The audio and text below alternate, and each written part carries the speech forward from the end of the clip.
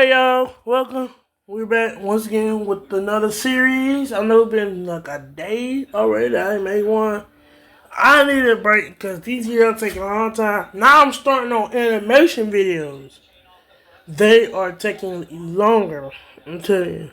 These animation videos are taking me a long time to make, especially on the phone too. It's taking me a long time, like, get everything done, and all that other stuff. And as I heard of my video today, it took me a while to get that video done. It took me at least like an hour to think of stuff that I want to put into it. My voice is in it, but it also took me a long time to think of the other person's voice too, because I'm the one controlling over it. It took me like an hour long just to think of something like, God damn, like, it ain't supposed to take that long, but that's the way it is, and it came out like this.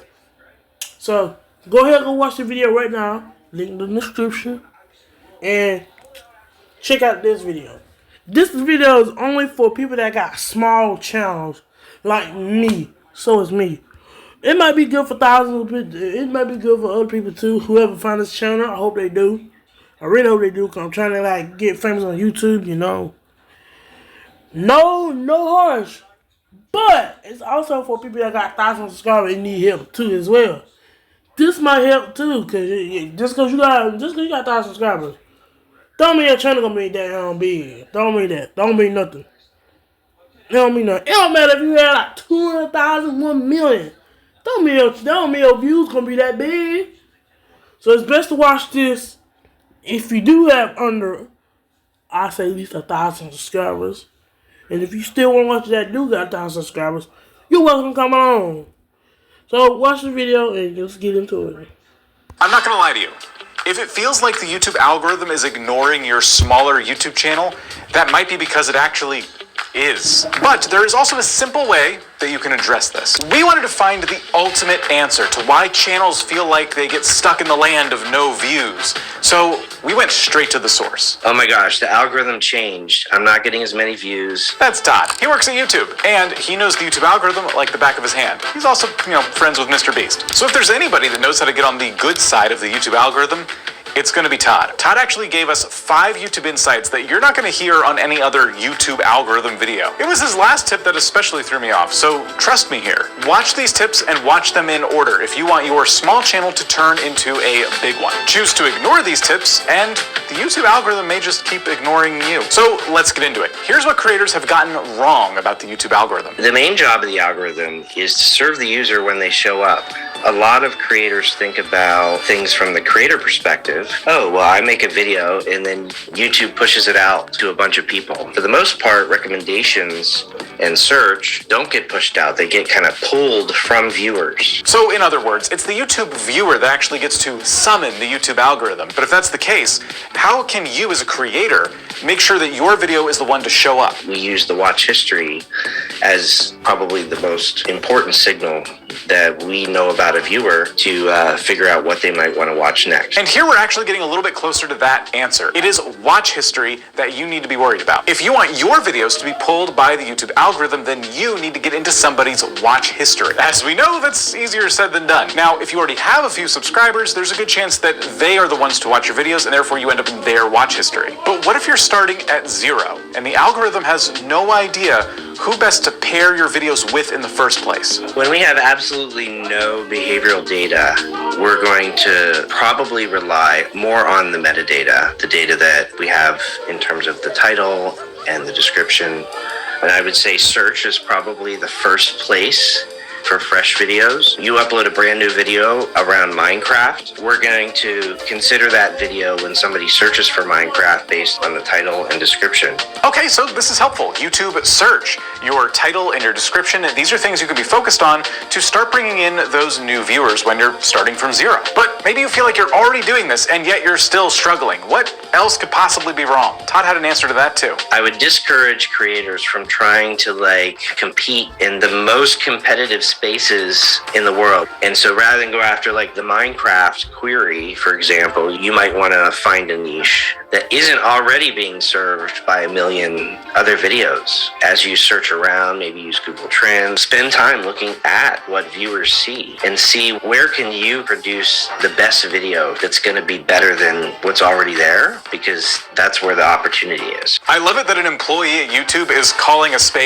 here. YouTube is inherently a competitive space. At the end of the day, your success on YouTube is going to depend on you making videos that stack up against the competition you have. And it would be so nice if our high quality videos that we make could compete in any niche on YouTube, but that's just not how it works. So as a creator, you need to be really thoughtful and strategic about which niche on YouTube you decide to enter into. But there was something else that Todd said that caught me completely by surprise. I wouldn't rely entirely on YouTube as the only way to drive attention to your content. Identifying other places where your content might be relevant could be everything from Facebook groups, Discord servers, Twitter, etc. Seed your video in places where you are going to get some watch history and kickstart that signal. Todd is debunking a huge myth here. Contrary to popular belief, you actually should be promoting your small videos on other platforms outside of YouTube. Now, obviously, that doesn't mean you should go around to every subreddit and Discord server you find and just spam your video links all over the place. Relevance is going to be key here. You want to go to the places where your community is hanging out, and you want to provide videos and maybe clips from your videos that can help them perhaps with a problem they're having. And if you choose to disregard that last bit of advice, then I would highly caution you here, because you could end up paying for it. YouTube's not exactly, once again, going to know who to pair it with. So really be thoughtful when you're sharing your content outside the platform. Gotta work. I have like 3 more paragraphs. Don't buy cats. If you want to be a YouTuber, that's the real advice. Don't do it. And for those of you who aren't really keen on the idea of sharing your videos outside of YouTube and doing all that legwork, don't worry, this isn't something you necessarily have to do forever. You're just doing this at the beginning of your journey to give the algorithm a little bit of a nudge in the right direction. Once you get a bunch of people that have your videos in their watch history and they're your ideal viewers, the YouTube algorithm can step in and do the rest. Now, these are all valid strategies, but one strategy I wouldn't recommend is chasing a viral hit video. And this video on the screen now will explain exactly why.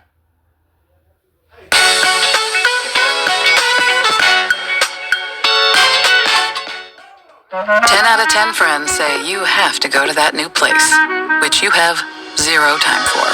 Fortunately, DoorDash knows all your neighborhood hotspots. Shake up your dinner routine. Order with DoorDash.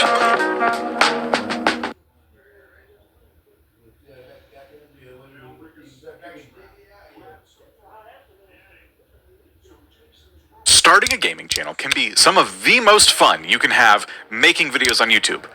Fortunately, it could be so fun that it's also one of the most competitive spaces across the entire website. My goal is to help you this year avoid a lot of the early mistakes that I made when I started my gaming channel. And I did make one of these videos last year, and I didn't want to focus on generic tips, but rather the things that were working and also not working for gaming channels. I'm mentioning it here because I think all of that information is still relevant today, but there is an entire side of the discussion we just simply didn't have time to get to, and that's what I'm here to do now. You see, to stand out on YouTube, you might feel like you have to reinvent the wheel completely and do something that nobody has ever attempted before. And yeah, that might be the true case right there too now.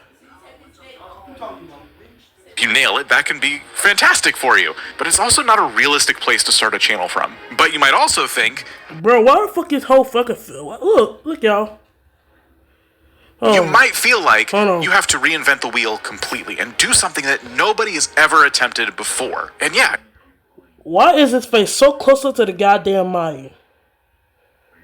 Nigga, back off a little bit. if you nail it, that can be fantastic for you. But it's also not a realistic place to start a channel from. But you might also think, well, certainly nobody's going to watch me play through some game and just chat my way through it Let's Play style. That's been done a billion times. And sure, with that attitude, I guess nobody's going to notice, but that's also not a great headspace to be in. I don't think any negative aspect of what a gaming channel should look like is going to get you very far.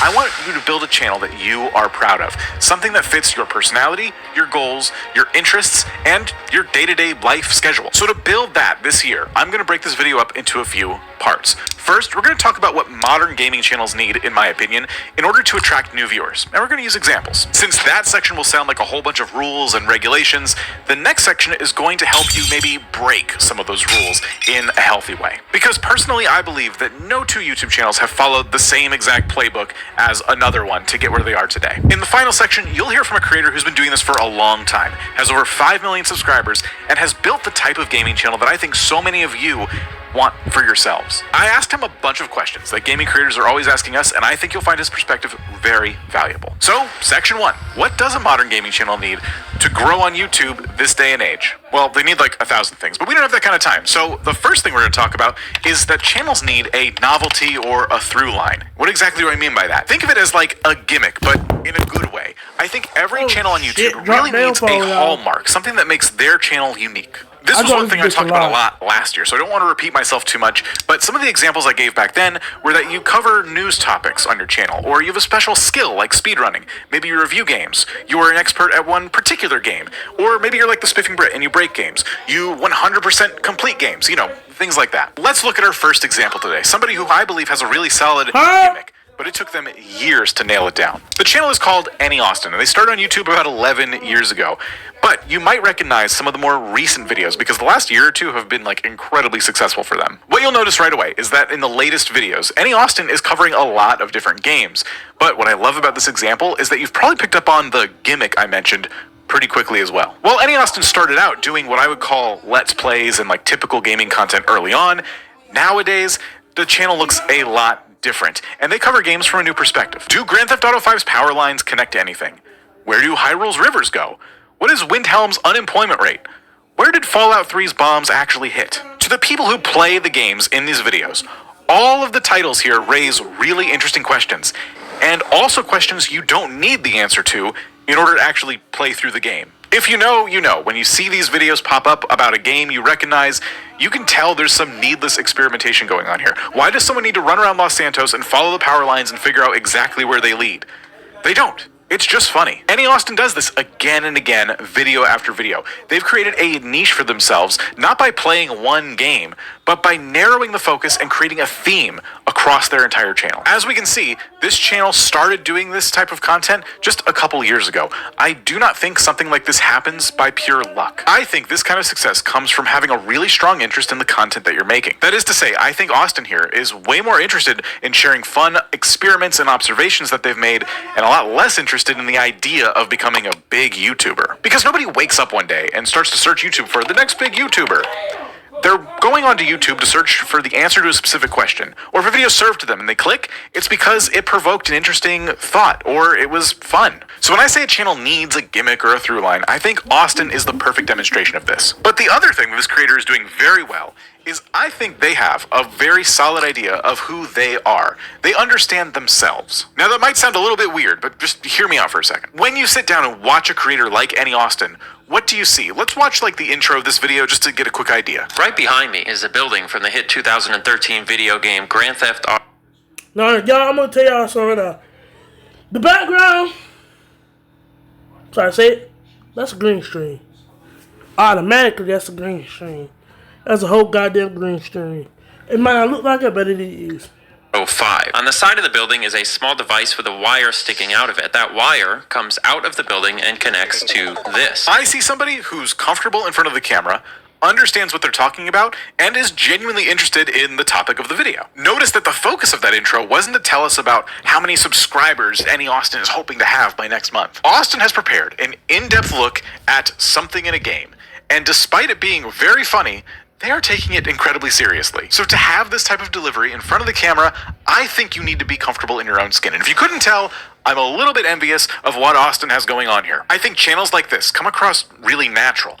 And if I wanted to make a video like this, I feel like I'd need more practice first. I have to hone this skill of talking to a piece of glass because it's inherently awkward to sit in a room alone and talk to a camera. Whatever it is you're trying to do on your YouTube channel, give yourself time. And that brings me to the next thing I want to talk about before moving on to the next section. And that is I think every single creator on YouTube needs to give themselves the space to stop worrying about things like subscribers and views. I already touched on this a little bit, but I want to be super clear. Viewers, aka real human people, do not care about how many subscribers you have. They don't care about how many views your video got, and if they do you really want them watching anyway? What they should be caring about is what's right in front of them, and that's the title and the thumbnail, and the promise of what that video is about. And they care about getting that promise delivered upon when they click on the video. But you're not stupid. I mean, you watch YouTube just like I do, and you know what you want when you click on a video. You know how it feels to get into a video and have it not start the way you expected it to start. So me saying all of this should feel pretty obvious, but from personal experience, I watch a lot of videos from a lot of creators, and if I click on a video, or more likely add it to my watch later playlist, and then I go back to watch it, I cannot stand it when it doesn't deliver on what I clicked on. It happens all the time. A video starts, and in the intro, the person's saying, "Hey, welcome back to my channel. By the way, before we get into it, I just want to let you know that we just hit 570 subscribers, everybody. That's like 30 more subscribers than the last video. So hey, listen, I don't care. Let me learn more about you and your community over time, slowly, as I watch more and more of your awesome videos. Save all that community-centered chatter for the end of the video. That's what big YouTubers do all the time. When I get finished watching a Curtis Connor video, he invites me to subscribe so I can become a member of Curtis Town. If he did that at the very beginning of a video, I'd find that kind of annoying, but because he saves it to the end, and I made it to the end, I'm more likely to dig out my little passport and hit the subscribe button so I can move in to Curtis Town as fast as possible. If you care about subscribers, that is the best time to ask people to subscribe. At the end of the video, when they've just sat through the entire thing. That means they probably enjoyed it. But I'm not just even talking about subscribers, and I don't even know if you should be asking people to subscribe. You shouldn't be focused on all the numbers all the time. The views, the likes, the comments, all of it. Just give yourself a bit here. I'm harping on this because I just want you to make good videos. I want you to focus on that because I see this mistake made so many times amongst new creators and creators struggling to grow. My last video got less impressions. Am I cooked? Does YouTube hate me? Oh, I only have 12 subscribers. I must be doing something wrong. If this sounds like you, the brutal, honest truth is, I believe, in my opinion, you are way too focused on the idea of being a YouTuber and not focused enough on what makes a YouTuber. It's the content. I know you want subscribers. I know you want views because you're here posting videos. Make good stuff. Earn that over time. You can earn the views and earn subscribers by making good content. Anyway, now that I've explained what a channel needs to do to grow, it's time for section 2. Not one size fits all on YouTube. What I've done is I've laid out a whole bunch of advice that might sound a lot like a list of rules, a definitive list that you absolutely have to follow in order to be successful. The truth is, though, you can do whatever you want on YouTube, as long as you obey the law and YouTube's guidelines. You can do whatever you want. You can take as long as you want until you get it right. But wait, what about having a specific niche or a gimmick? Can you really do whatever you want? At this point, we have hundreds of videos that go into niche, so I'm not going to do a deep dive here, but yes, niche is important. But there are two things that let you kind of break the niche rule on YouTube. Number one is that you need to focus on experimenting too throughout your entire time on YouTube. You can't just stay stuck doing the same thing forever because, well, I chose this niche and this really narrow focus. That's certainly not how Annie Austin has become successful, and that's not how Froggy Crossing has become successful. She recently hit 1 million subscribers. She started out specifically focused on gaming, and lately she's managed to branch out that focus into other topics that her audience is resonating with. No, One look at her channel, you hard. might think, oh, well, this is a lifestyle creator. But no, she started out playing games, and in fact, to this day, she still plays games and does streams of video games that she enjoys. Oh, she She's got found a out. way She got to clipped make out by a person on content that is Fortnite. relevant to a specific type of person, a person who likes the game she's playing, and a person who also likes the different things she's going out and doing outside of games. And that brings me to number 2. A niche can look like a lot of different things. It's not about a specific type of game. It's about a specific type of person that you're making content for. But again, I went all out on niche in the last video. I'll make sure to link that down below. But for now, let's get into the other rules of YouTube that might feel really restrictive for small channels. Real success on YouTube stems from building a channel around your specific situation and your personal interests, as I've said before. Now, this includes a lot of things, and I've mentioned the type of things you talk about on your channel.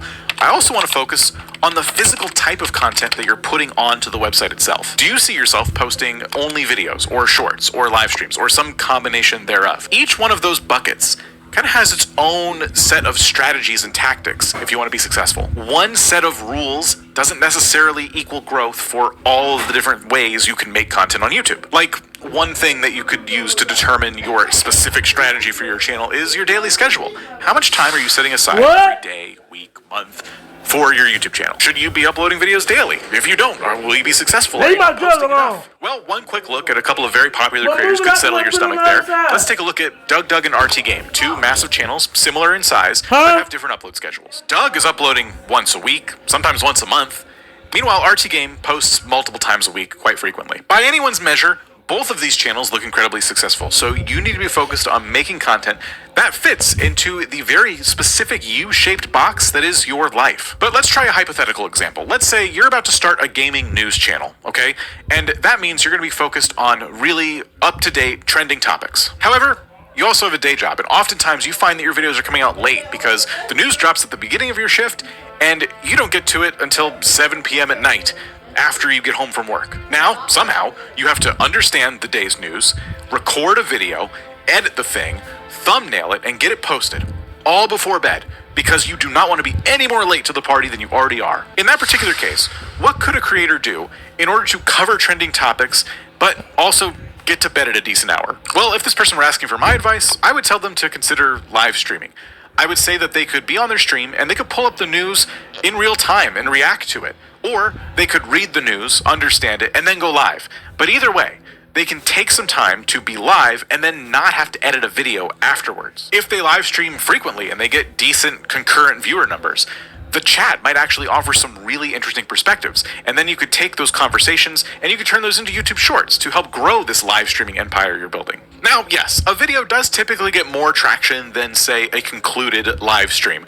But in this case, old news is old news, so whether it's a video or a live stream, doesn't really matter. You need to jump on this topic. And news aside, and quick side note, I've seen live streams that can get traction after the fact, after they're done being live, just like a video. If they have good titles, thumbnails, and a good conversation, those can spread far and wide. Each type of content is going to have its own best practices when it comes to growing.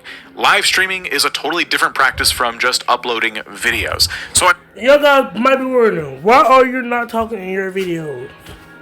Well, sometimes I like to let y'all listen to it just so y'all can get a good strategy and a good detail about what I'm watching.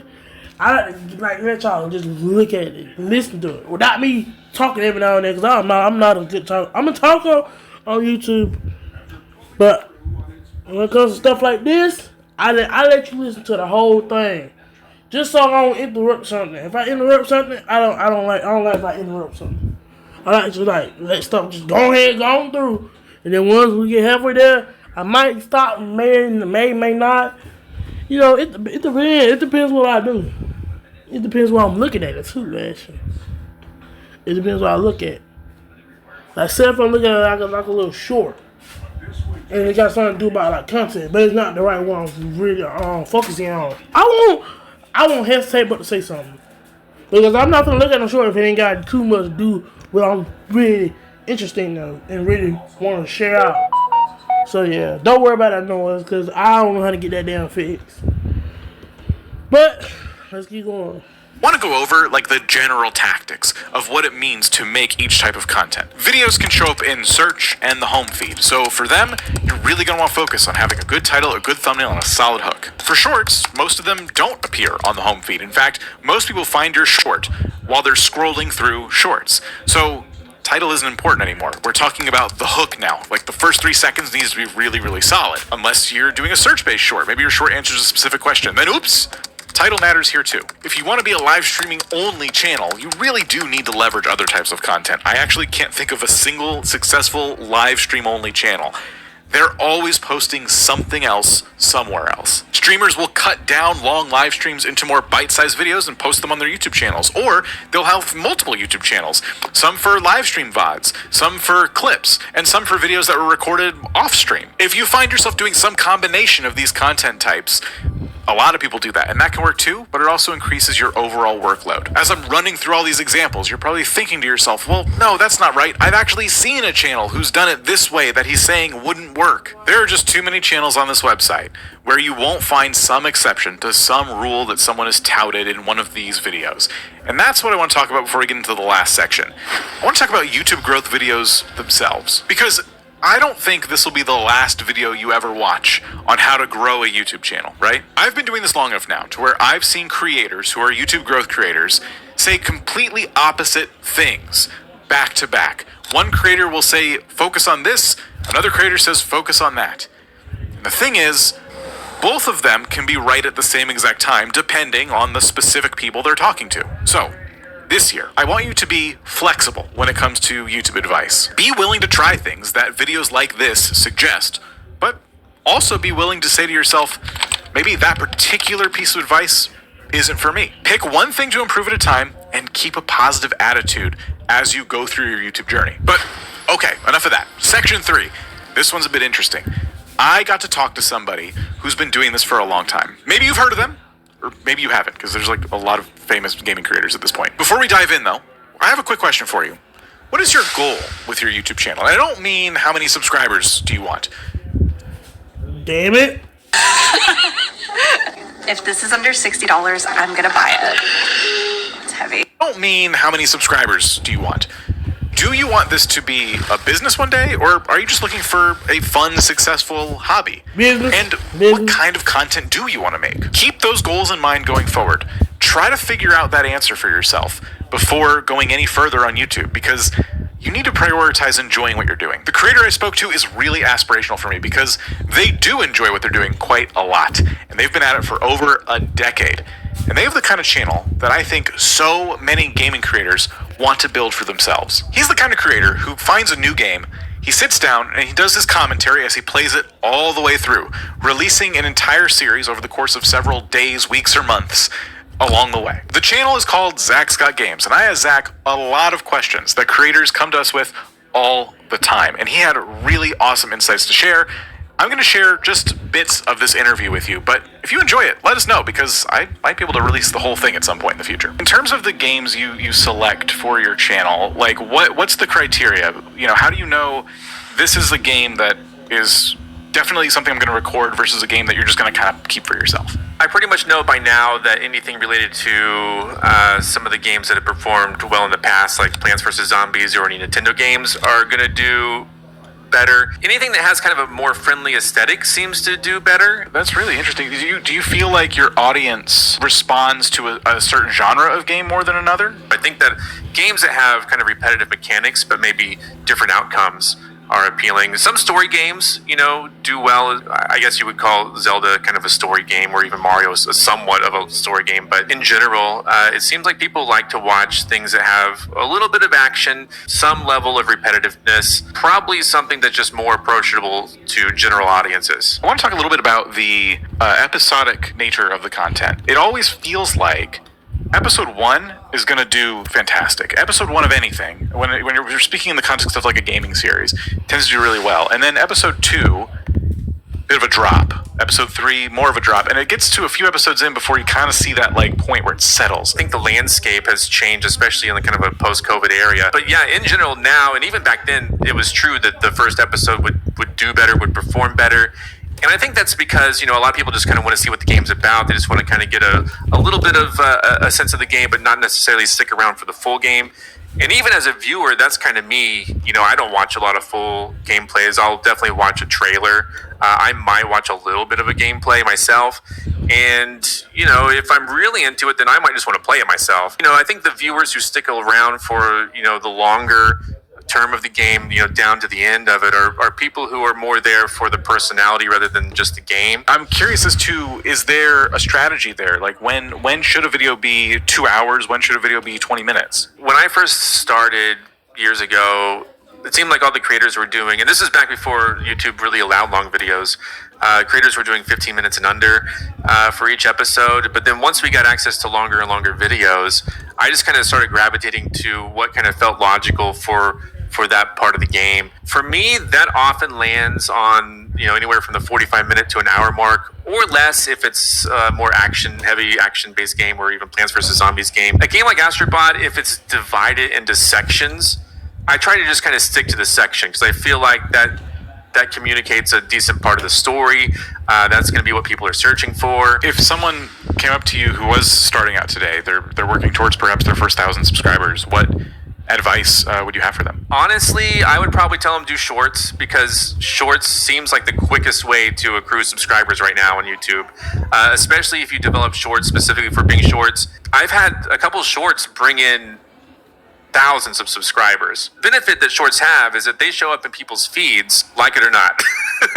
That's just basically on the algorithm. If it was more than that, because I mean, we do have a number of creators who are like, well, shorts, okay, I get it, it brings you subscribers. What if I do want to make this a job one day? Because you obviously have the ambition of being like a full-time YouTuber.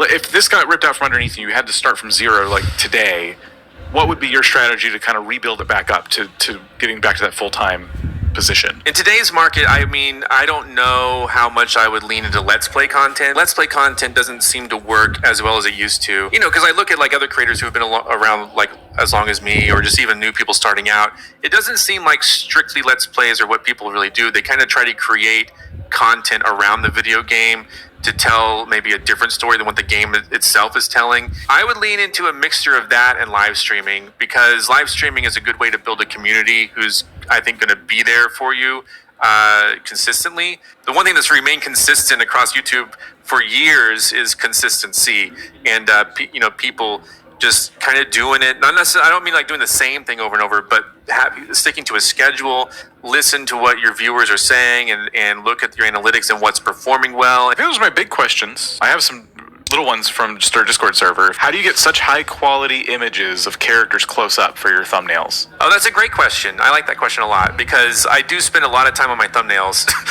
So I take screenshots from the game. I try to take them from cutscenes, so that they're already pre-made to look at like an ideal angle. But if it's not a cutscene, I often run them through software that upscales. For some of the other things, it's just key art from the publisher themselves. I think the most important thing about gaming thumbnail is making sure that, because it's IP that people are going to like recognize first and foremost. We all know there's been a billion changes to YouTube in the last decade or so, but like, what changes specifically do you feel like made things easier for you and or made things harder for you? The easier one is hard to answer, because I don't know that YouTube has gotten easier. I think the tools that they give you to create and publish videos is a little easier. They give you the A/B testing on thumbnails now, which is useful. I feel like YouTube in general is harder than it used to be, but I don't think that's YouTube's fault. I think it's just the space has grown so much. There's so many creators. Gaming, I feel like, has gotten a lot more saturated. But if you want to do this, but you're not set on just being a successful content creator, YouTuber or whatever, definitely, if it's just a hobby, definitely just do it. There's like hardly any risk to just doing it. If you enjoy gaming, if you enjoy being in front of people, like even if it's just like, a few people coming into your stream, like definitely try it out, definitely do it, definitely stick with it as long as you can. Or to put it simply, just make videos. Make improvements along the way, but one step at a time, and make something you're proud of. As I mentioned before, there is so much advice that I covered last year that is also incredibly relevant to this day. So please go check that out next. Huge shout out to Zach Scott Games. Thank you for lending us your time. And hey, to all of you, good luck on your channels this year. Alright, also, that's the internet series. I'm gonna do some real quick, so I'll show y'all. Let's watch a little Zach defense real quick. That's it. The grenade pin was released as the team walked through a tripwire, but there was no time to run before it detonated. Instantly, one man threw himself onto the grenade, using his backpack as a shield, and a split second later, it detonated. The blast threw him into the air, the force ripping through his backpack and shredding his uniform. But the backpack had absorbed most of the deadly shrapnel. He was alive, and so was his team. He was later awarded one of the highest honors for risking his life. That's not nothing new. Alright, so this video gonna be it's gonna be gonna be alright. I'm gonna put this just so y'all know while I be typing, I don't be faking it. No more soul day, huh? No more bottle, huh? Can't feel it, get cold. Get 2 off, huh? Huh? What?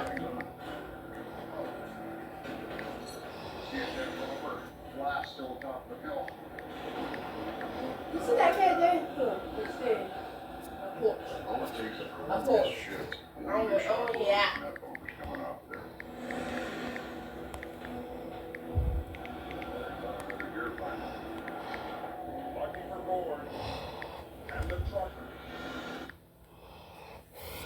Last announcement of the night. I'm officially announcing I'm back. You better believe, better than ever. Thank you.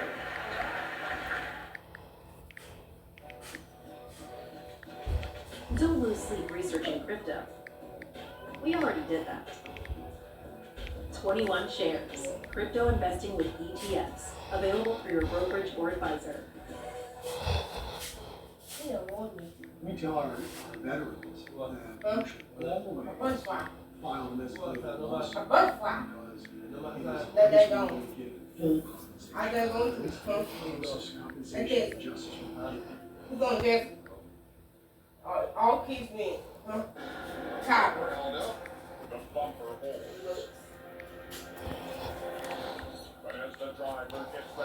I don't worry about that. I'm gonna go shit. It's right. But leave your chains on, man. Look what you're driving on. I told him leave your chains on. You still got some snow, you got drip. Where that leg go?